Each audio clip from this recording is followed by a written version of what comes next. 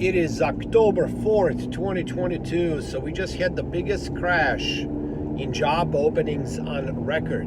I will post a couple of links on this down below so you can take a look in case you missed these really bad news. There are a few words in this decade, especially in the next couple of years, that you will continuously hear all over mainstream news. One is unexpectedly, the other one is suddenly, and then you're going to hear about supply shock, supply crisis. This is mostly going to be in commodities when it comes to physical commodities, not on paper, of course. When it comes to trade, because of all the tensions globally, everything that's been going on with the health events, still apparently some countries continue to have all these restrictions. That's just to add more fuel on this fire. So yeah, unexpectedly, suddenly, and supply crisis, supply chain disruptions, whatever words they use for this one, but the key word is supply, okay? And that's what we're going to have. When it comes to commodities, it won't just be in hard commodities, it's going to be in soft commodities, such as food as well. It's already happening globally. I post a lot of stuff on Twitter at the New America 77, and I'm also on Parler. I will drop my handle down below so you can follow me if you want to get more details. I don't want to get in too many exact reasons why the word unexpectedly.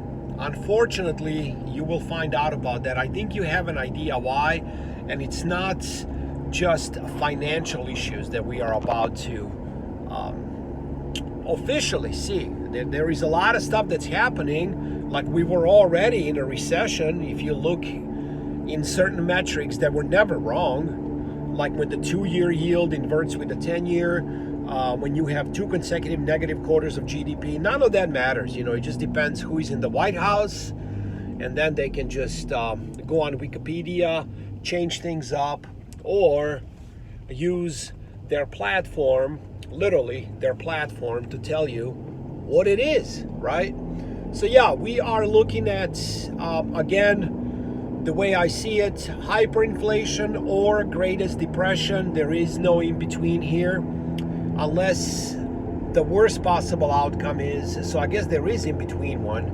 It's hyperinflationary, mass inflationary, however you want to call it. We might not actually go into hyperinflation, but inflation in double digits can get so high that will just completely destroy the middle class, whatever is left of it. So mass inflation, mass inflationary depression, because you will continue seeing prices of food and energy skyrocket, and deflation of 401ks and real estate. That's a possibility, and we will see that if the Fed Reserve continues to hike rates, which I went out on a limb several times going months ago. I said this was the last rate hike they did. Just about a week ago, 2 weeks ago, I said they're done. And then soon enough, Japan started intervening in the bond market, of course, UK. Now Australia decided to raise 25 basis points to fight inflation.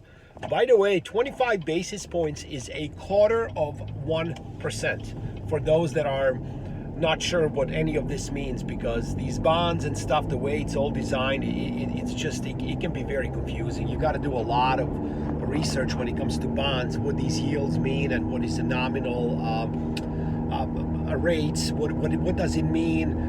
Why are the yields spiking if the bonds are selling? Why are they going lower when someone is buying it? All of this, you just need to do a little research on, because the bond market is the most important one out there. But the one that's never been wrong, like I said again, we've had many times in the last year and a half or so, 2-year yield inverting with a 10. So basically you would get, listen to this, you would get less yield, meaning less interest, less money back, if you will, if you tie up your cash with US Treasuries. If you do it for 10 years, then you do for 2.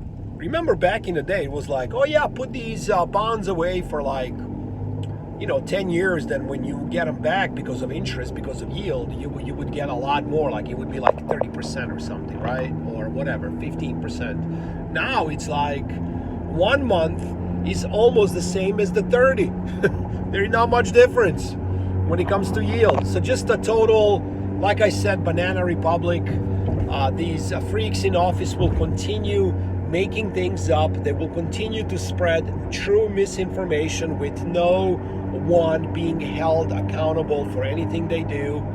And there will be another scapegoat used when real shit hits the fan. Prepare so you are not shocked, caught off guard by supply shock in real goods. Take care, and we will talk soon. I love this bridge. Every time I feel like I'm about to jump through the roof. All right, take care.